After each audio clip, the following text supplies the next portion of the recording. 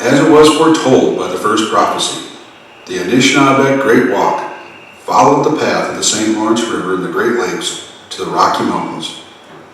Our teachings tell us there were 7 stops along the way.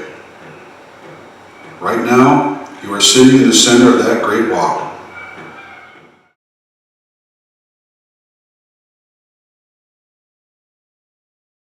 My name is I'm the Research Center Coordinator, and I've worked here for, this is going to be my 9th year. I was recruited from the Education Department. I didn't really know what a archivist was. I mean, I had an idea, but I hadn't experienced it.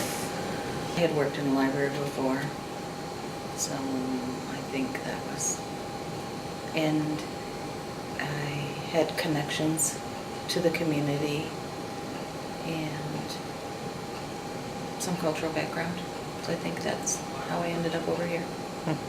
Learning curve, because library and archive seem similar, but they're not.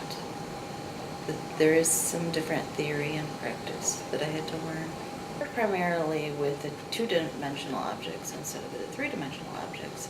So not so much with the artifacts, but I do assist as needed. And, you know, as a team, we manage the environment and keep an eye out for each other and the patrons that might use both artifacts and archives for research.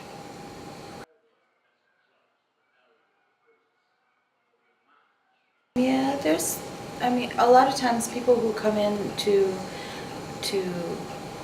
visit the exhibit might have some questions, and they'll come here into the Research Center to follow up and see what other kind of material is available and ask a more in-depth question. Especially if there isn't a visitor services member, we're very short-staffed, so sometimes there isn't someone in the lobby to help them out. So they'll make their way down here.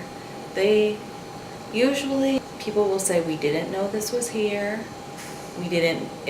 Some people will feel like they expected it to be open only to tribal community, not open to the general public. And a lot of people will say this is far more than they had ever expected and rivals the NMAI exhibit. My favorite part of the job, I think, is helping people who want to do serious research. People who, we spend so many hours and we work really hard trying to maintain a collection of material that documents the history of the tribe and the community and growth and development and images, as well as documents and paperwork and historic government documents, and we get really excited when someone wants to explore those.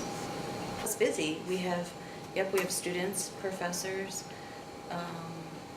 high school teachers, different kinds of educators, authors, lawyers.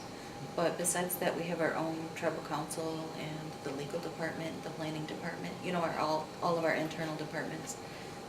I think it's really, really important because a lot of times we can be the bridge from the outside community or people that feel like they don't know very much and don't know what questions to ask. We're a safe place to come. Some people don't really know very much about their heritage, and they may have just said, well, my grandma, she just finally mentioned that we're Ojibwe, and they've never really known much about that. The process of assimilation was very effective. Well, fairly recently, the outside world was not aware. The general population was not very aware, and still probably isn't. But the government was not acknowledging the damage that was done. But now I think that it's coming to the surface a little bit more and a little bit more. And people are learning about it. And that way, once you find acknowledgement, you can also find some healing. I think that we need to recognize our strengths and our ability to overcome, and the profound wisdom of our elders and the strengths of our people. Once we can acknowledge that about ourselves, I think that you'll have an inner strength, and a dignity that was kind of taken from you, from having your culture, purposefully erased or tried to be erased.